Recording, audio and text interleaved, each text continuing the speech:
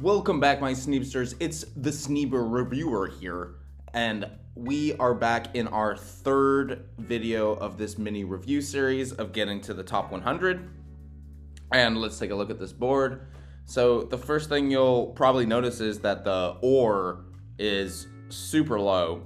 And then when you look at this 10, you see that regardless of what spot goes, 8, 5, 10, 9, 5, 10, there's this coastal spot, which pairs with anything over here, you know, or this pairs with like this, you know what I mean?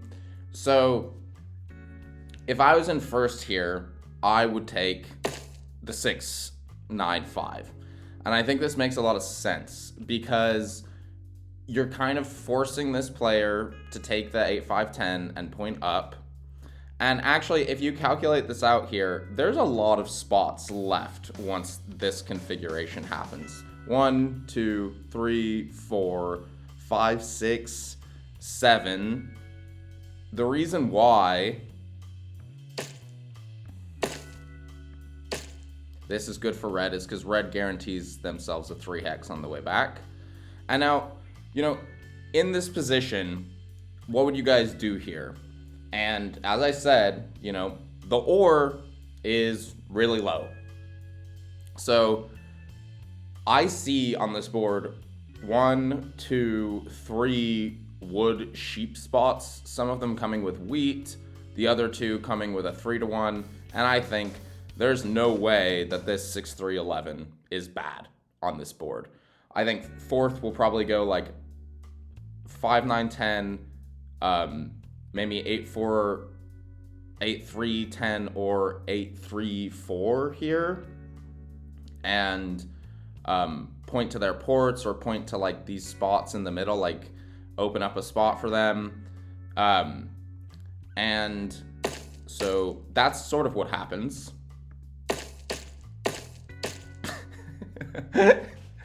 And at this point, I'm like, oh no, disaster. But, you know, I think I can start on this 694. I have everything but the wheat, and there's, you know, there's a decent amount of this wheat on this board, especially if this 4, 5, 11 goes, which I think is going to happen, because I think red will take that if that's left. Orange might consider taking this 8, 10. I don't know how good it is. So that's what we do, and we're thinking, you know, maybe we can roll a 6 or a 3. We've got 3 rolls to do it before blue can play their road. So this is a risk from blue, but I understand what they're doing. Orange takes this. I think it's pretty good. And red takes that. And it's kind of played out almost as we predicted. I thought that, like, you know, blue might go up here. Guaranteed getting on this 8, 10. Maybe they thought orange might take this 8, 10. I'm not sure. But an 8 rolls, a 10 rolls, and I'm going, oh, no, man. Like, this is a complete disaster. Orange buys a dev. And a 6 rolls. And deliverance. We are saved. We can drop our road. And so, you know, I think, oh man, how good is this brick port for us, really? I mean, it is doubling up on the 11, which is the second best ore. And, you know, like, sometimes in these games, like, 11 can roll a similar amount of times as 10. And if I'm the only one on this 11, then it doesn't get blocked that much, right?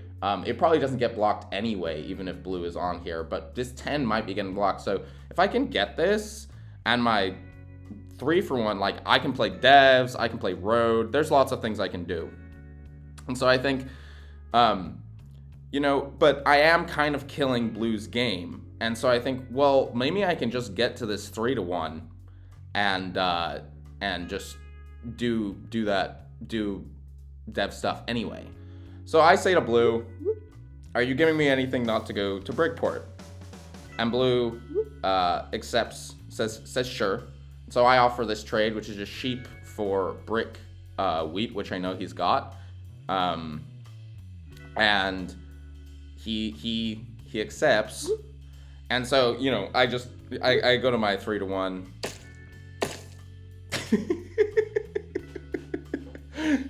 No, I'm a bad man. I'm a bad man.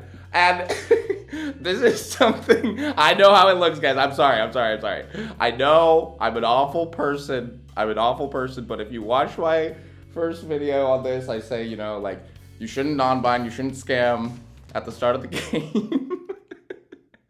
But I said, but if you, at the end of the game, like, non-binding and scamming is actually good because the game's almost over and you can just win.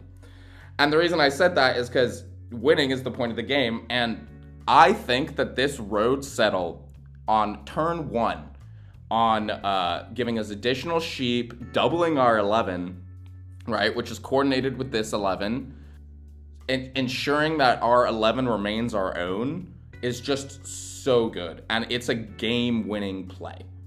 The only problem is that blue can road settle our 3-1 out of spite.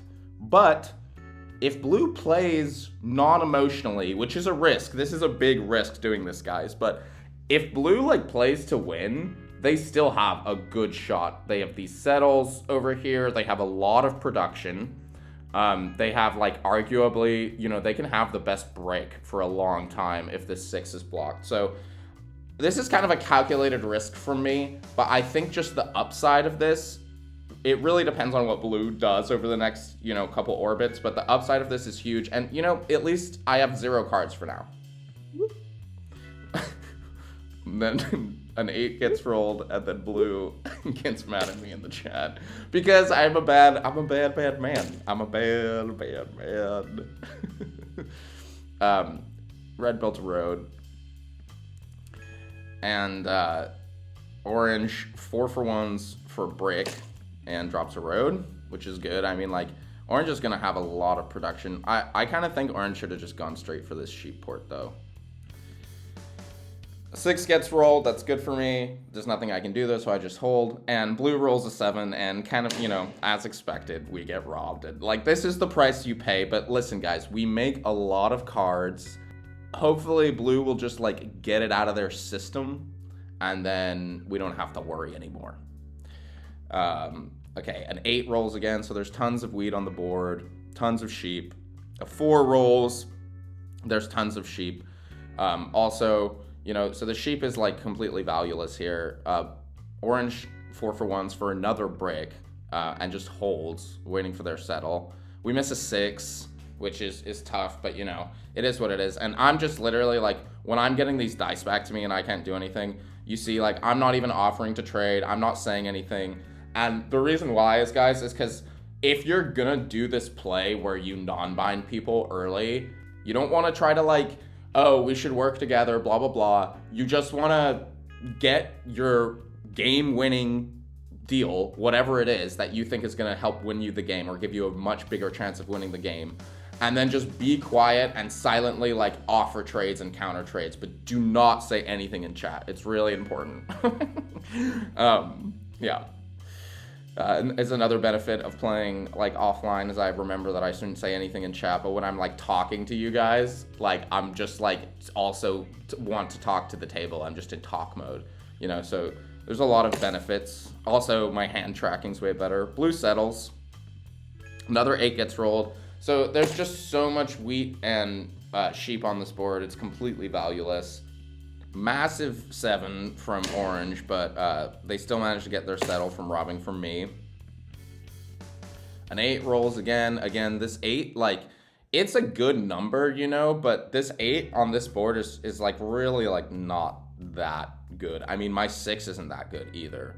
But this board, the rolls that really matter are like this 10, this 5, this 11, you know. Because, like, blue can play for road and army here. Red is kind of playing for city longest road, and orange is playing for army. But the thing is orange's resource distribution is, like, really bad. Like, they only have this 3 of ore, and look how much sheep and wheat they have. A ton. So they really need to go straight for this sheep port, I think. This is too greedy. They're just gonna be stuck. We get robbed again by blue. A 10 rolls, that's big for blue and the rest of the game. We hate that roll. A 5 rolls, we also hate that one. And orange buys a dev. But, you know, we kind of own this 6, guys. Like, this 11 is, like, there's no question that it's better for us. There's another 5. So it's just been 5s and 8s all game. Just wheat and sheep. Another 8. Blue's going up to the middle, which is, like, their compensation for getting plowed here. You know, like, I could have given them that trade, gone to my 3-1, and then I might have been able to make it here because maybe this 6 wasn't getting blocked. But, you know, if this 6 is getting blocked, blue just gets scary, right? And, like, orange and red, who are maybe buying some devs, hit them, and we go, you know, like, unmolested. So, solo block on orange because they have 2 development cards with a 7. They rob and they buy a development card. Orange plays a knight, puts it back on the 6, robs from red because they are just robbing them back, and red has a dev now. Then they roll a 7 and they put it on the 9 and they rob blue. So I didn't get robbed twice, despite the fact that, you know, I plowed someone in the early game. So don't be afraid of this, guys. Like, people kind of make it seem like, you know, like, oh, your reputation's going to be ruined, blah, blah, blah, blah, blah. But, like, everyone non-binds in these games. If you watch pro games, like, I've seen multiple pro games where someone wins by non-binding, you know, or someone, like, lies, literally just, like, lies about what they have in their hand or, like, whether they have a VP or not. And it's part of the game, guys. Yeah, it's part of the game, guys. It's unfortunate.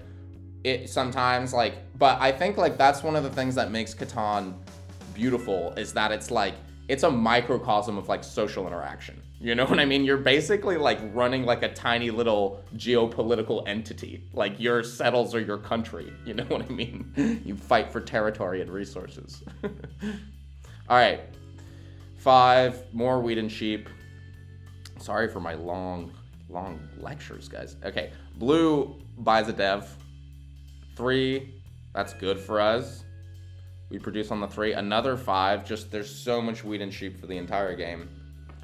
I see orange offer this trade for brick. They need brick to get to their settlement spots. They're not getting to, like, a good port soon, and they're I honestly don't fear orange's setup, like, really that much at all. So I'm down to trade for them 2-1 and get a sheep and a wheat. We don't make the wheat. The wheat's good for us. So now he wants a wood. He 4-for-1s the wheat for a wood. Maybe I should have tried to get 2 wheat there. I roll a 7. I'm just hitting the 10 because the 10 is the only other good ore in the game. If I'm rolling the 11s, like, I can get army here. You know what I mean? I can easily get army here. I have a lot of production, especially once I get to this 3-1. So I offer some trades. Nothing goes through. Another 5. More wheat and sheep hit the board. Everyone's just flooded with wheat and sheep. Blue buys another dev. Red uses a knight. Asks for ore. We all say we don't have any, and they solo orange just because orange has the knights. Big city for red. This is massive for them. And they're, you know, in a pretty good spot right here. And so the 6 gets blocked and reds get stolen from. Huge 11 for us. And at this point, I'm thinking, you know, like, is there any way that, like, I can get a city here? I roll the 3, and, you know, like, there's a lot of wheat out there. Like, maybe I can just... I offer brick for 2 wheat. And the reason why I offer brick for 2 wheat here is because, like, people know that everyone has a lot of wheat in their hand, right? And so if I offer the 1-for-1, I'm worried that they might think, wow, this is such a good deal for me. Why would he give this to me? And then they would think, oh, probably because it gives him a city, right? If they just saw that I rolled the 11. And so what I do here is I actually offer the 2, like, offer for 2 wheat instead. and that would give me an extra wheat to hold in my hand if I can like roll something to protect it. So then it also incentivizes orange just to propose a 1-for-1 to counter with a 1-for-1, which I just immediately accept, obviously, and I get my city. And now it's no question that this is the city. These bricks are our diamonds, right? Like every 6 is a diamond, every 3 is a diamond. It's any card we want.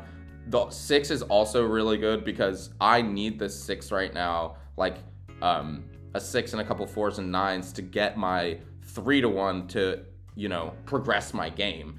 And all I'm really trying to do right here is I'm not really thinking like, am I going to take road or army right now? Like I could fight for this spot in the middle to try to take road, but I think like with the amount of production we have, we can sneak a win condition maybe.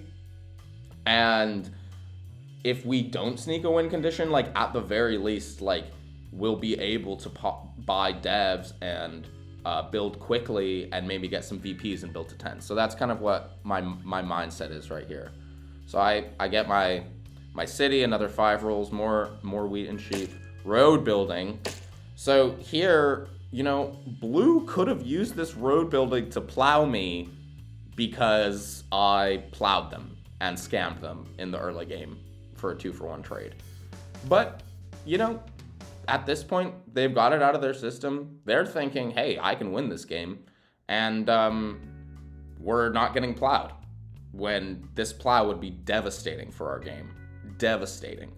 And it's kind of an interesting thing, right? Because when you do a scam on someone like that, like early on, one thing you should consider is like, or when you plow someone in general or whatever, when you do an aggressive move against someone, rob them for a resource that they don't make much of or something like that, you should always be thinking like, how badly is this killing their game? Because if you kill someone's game, inevitably when you're at 8 or 9 points, they will rob you. A lot of the time the game is decided by just like a third-party rob late on in the game or a third-party block later on in the game. And so yes, I'm scamming. Yes, I'm like, but I'm still managing like my relationship with blue. Like, you know, I'm trading with blue. I'm offering trades to blue. Like, I'm not playing as if like I hate blue or something, right? Like, I'm just being completely quiet in the chat and then just like slowly trying to trade my position up and like not remind anyone that I exist. You know what I mean? All right, so blue settles at 11 rolls, and this is really good. This is really, really freaking good. The other reason why it's clearly the 6-11-3 city, right, is that this gives us the ore that we need to city. And, you know, if it rolls again, this 11 is coordinated. And there's tons of wheat on this board. So I'm just thinking I'm just going to pass quickly here. But then I roll this 4, and I'm like, oh, well, maybe I can get some wheat. And I offer all these trades, and everyone says no immediately. So I just pass quickly. But now another 11 rolls, and like, look how much wheat is on this board. Like, these guys have to trade for us for some ore. And I don't mind handing out a city here. Because if I'm getting a city back, I'm at 5, and I'm putting like either probably like blue or red on 5 too. But getting a city for me is really difficult, and because I don't make any wheat. So if I can just accomplish that big objective, this spot is a humongous city. This 649. So you see, he starts to offer wheat for like wood and ore, which is exactly what we have. And so I propose wood and ore for 2 wheat, and bam, we get a city. And he's not even citying with this. He's just settling. Yeah, so we give blue the settle, but we're getting a city here if we don't 7 out.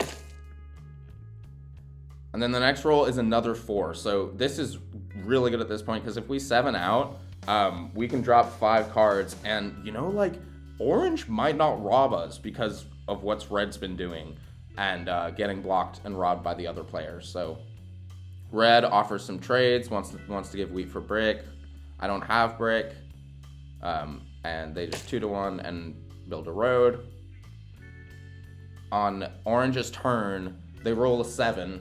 And I'm like, oh man, I can't believe I'm losing like so much ore. It sucks. But you have to do it here. And I see that like when orange rolls the 7, they disconnect. And when this happens, guys, and you don't want to get robbed from, blue's on 5. So the bot's automatically going to rob blue. The way it goes is by points and then cards. So if me and blue were both on 4, I would get robbed because I have 5 cards. But blue's on 5, and now the bot's going to rob them. So I just pass super quickly. The bot robs blue. Orange actually comes back, and that was a clutch move because there's a chance orange could have robbed us there. And 10 rolls, and I just drop my other city, and I have 0 cards again. And at this point, you know, like, I can do whatever I want. I'm a little worried about orange taking road and double playing, but even if they do that, they're only on 7 points. They don't have a ton of production. They'd have to settle for 8, and then they'd have to drop like 2 more cities or settle another time. So it's gonna take them a while, and they're very susceptible to this 8 block, or this 10 block. Another 4 rolls. Blue ports all the brick away and takes an ore. An 8 rolls, more sheep and wheat for orange and blue. An 8 rolls again. Blue's trying to get some brick. I don't have any. I wish I did. I'm trying to get some wheat. I offer a wood for a wheat, and orange just says no. A 7 rolls, which is great because we love blue 7ing out. They have to port all their cards down for ore. And at this point, I just ask non-block for non-block. I'm winning here. I can take road, you know, road settle is 9, you know, and that's easy for me to get with, look at my numbers, right? Like 6, 4, 6, 9, right? Like I easily can port for the wheat, get this road settle. Blue says future non-block, and I just, accidentally like ran out of time here, which is actually good because it blocks blue anyway, who's probably who I wanted to block, but maybe I should have blocked orange. 9 rolls, 11 rolls again, and I'm like, okay, it's time to trade. It's time to trade. So red is offering trades for ore and wheat. We have the ore. I offer ore for wood and wheat. Which would mean that a 6 or a 3 would give me the road settle. It also means that if I can just like 4 to 1 for the next city. I can dev. I can like port the 5 wood for like 1 road and dev, which is pretty good. And so yeah, I get that trade. I get my wheat, which I don't produce, and I get an extra wood. Which is good too, because if I'm dropping my hand, like I'm dropping 5 wood. And red ports and buys another city. And we hit another 11, which is so good, especially since we already have the wheat. And I'm like, it's time to trade, you know? So I try to offer 2 wood for 2 wheat, sheep and a wood for 2 wheat. And then this is the trade that I want anyway. I was literally like, while he was while he proposed this, I was like counting out this trade, and so I just immediately snap it and I buy 2 development cards.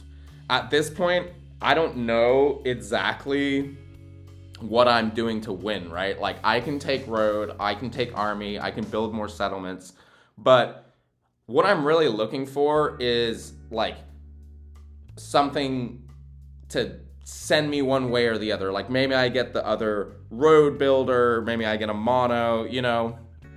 If I get knights, it's fine anyway, because I'm like ahead and I'm probably getting blocked. So maybe there's a chance I can fight for army. This is the kind of stuff that I'm thinking. And this entire time I'm trading, right? I trade ore and I get another sheep and I buy another development card. And now I have protection. I have a mono that I can use to like take road if I want, and I have this yop which can be, which I can save to like the very end of the game to just get me over the finish line, or, you know, I can use this yop to unstick my hand. So this is really good. And I'm just thinking here, what do I need to do? And what I really want is this 3-1. I've wanted it for so long. I can't believe I haven't been plowed by blue yet. Blue has a city in hand, but I guess they haven't had the bricks to get me. And I just think, you know, if I roll a 6 here, I got the road settle, so I'm doing that. 2 rolls, blue cities. And now, you know, like, I bought all these devs, but I just bought them, so people don't really know what they are. So honestly, I think blue looks pretty scary here. A bunch of wood hits the board on the 9. They're trying to trade for wood, but nobody really wants it. I offer a wood for a wheat, just maybe he wants it. He doesn't. And then a 6 roll. So we predicted this, guys, and that's why we ported the 4 down for the wheat there. Is like, you know, it puts us under. It's just preparing our hand to do what we need to do. So we go get our 3-1. And now we're at 6 points with the mono. You know, we can mono for road. Look at the board, and I'm like, okay, well, there's at least 12 wood out there. So what can I do with 12 wood? And I'm like, well, I can set up this settle, and then maybe a flurry of 6s roll, and I can settle and road settle if red doesn't do anything on this turn. And red has a ton of wood off of the 9, and I kind of just want to take it away from them. The 10 hasn't really rolled, and if I can hit some 6s, maybe I can just take road. So I take all the wood and I build 2 roads, and I got this yop in my back pocket. I got the knight to defend myself, and now a 4 rolls. And you know, we're close here. Like 2 6s I think might do it, right? I think 2 6s does it. A 3 rolls, and blue tells red to take road, and so red and red does, which I think is obviously smart, and they see what I'm doing. And then red offers this trade, sheep for wheat, and I just immediately snap yes, because I'm gonna port my 6 roll for a wheat. This saves me like a ton of sheep. It saves me any card that I want, and now I think a 6 roll might just be winning. So red settles for 8, but you know, I think we can take road back from red pretty easily here. I can build 4 roads and settle for 9. So yeah, I mean, we're giving that trade to red, but we're taking road back probably, and this gives us the wheat we need to settle. So I really don't mind doing that trade, even though it puts red on 8. And then another 4 rolls. And at this point, like, we are so close. We've got the yop for a brick and a wheat, and we've got the settle, road, settle for 8. And then we just need 1 more road. Now, they need to city, and they offer a sheep for a wheat, and I immediately snap accept yes again, because this is saving me another 3 cards, guys. Another 3 cards of wheat that I don't have to port for my 3 settles. And orange builds a city. But again, guys, like, I'm very, very close to winning here. So at this point, it's my turn, and I'm thinking, I don't really want this 8 to roll for blue, but maybe I should knight. But I'm thinking, like, you know, maybe there's a way we can use the Year of Plenty to win here if like a 6 rolls. But it doesn't, but we do block an 8. And then I decide I'm gonna play the knight, because if I can get one of these sheep off of red, because I know that he's got a sheep left, it's a 50-50. I can get one off of orange, but I really just want to rob red, because I don't want red to be able to extend road or anything. And so we get the wood. We don't actually have the win here. We have settle, road, and now we're setting up any roll basically gives us the settle and the extend. And so we're just hoping that red can extend here. No 9, you know, a 6 is fine because it also gives us 2 roads. But red does hit 2 wood there. Blue buys a dev. And we blocked that big 5, so that was massive there. If that 5 had rolled, red would have had another 2 roads. And we wouldn't have been able to do it. We block another 5. Orange just connects again. Red says that I only won. Orange says I'm diabolical. We wait for orange, and then I roll a 7, and I have the win anyway.